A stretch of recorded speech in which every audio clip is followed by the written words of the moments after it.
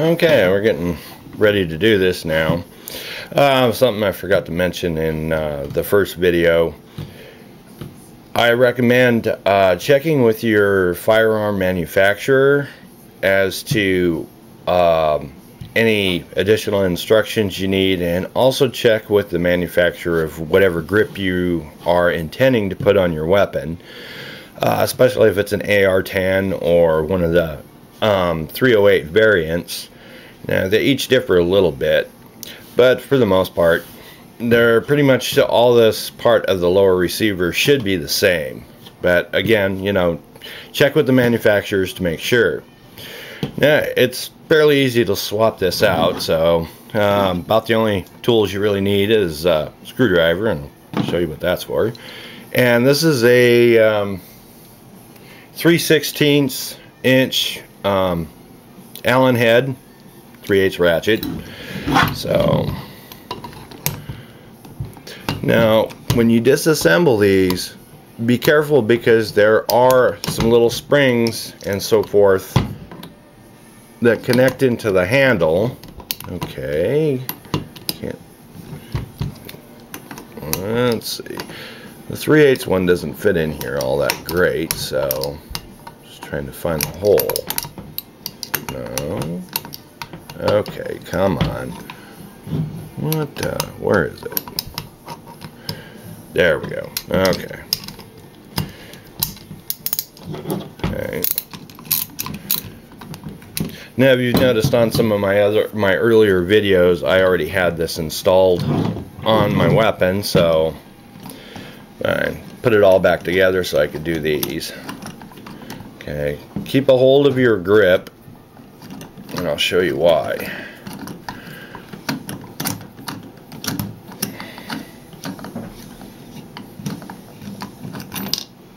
Okay, stand in there. There's your screw. Okay, there's also, I don't know if you can, there's a little washer down there, and we'll get that out in a second. Now, when you pull this apart, there's two little springs in here, and also I believe it's a detent, there's our washer, that presses up on your safety selector. So you got to make sure you don't lose these, because if you do, well, excuse my French, you're screwed. Okay.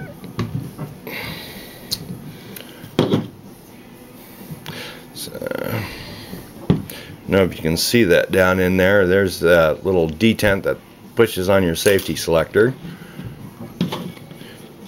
Where'd it go? And then this one's for your rear takedown pin. Okay. Set that one off to the side.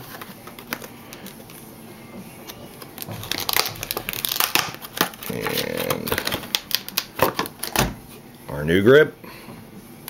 Okay. Now the spring for the selector goes into the handle and then into that little hole down there, which can be a lot of fun when you're trying to do it this way. Let's turn it around here.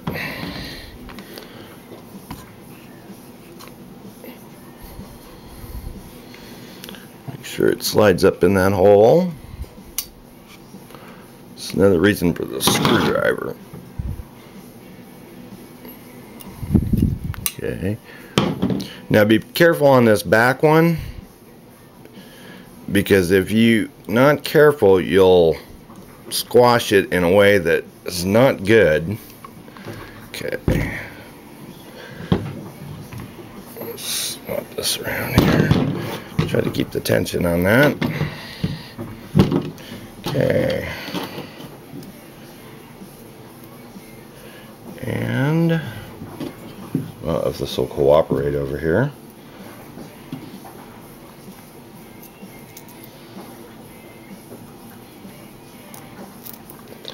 Okay.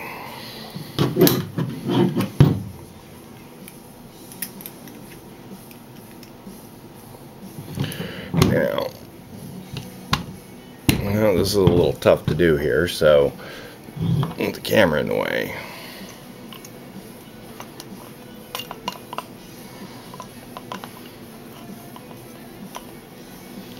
Okay, what's the problem here? There we go.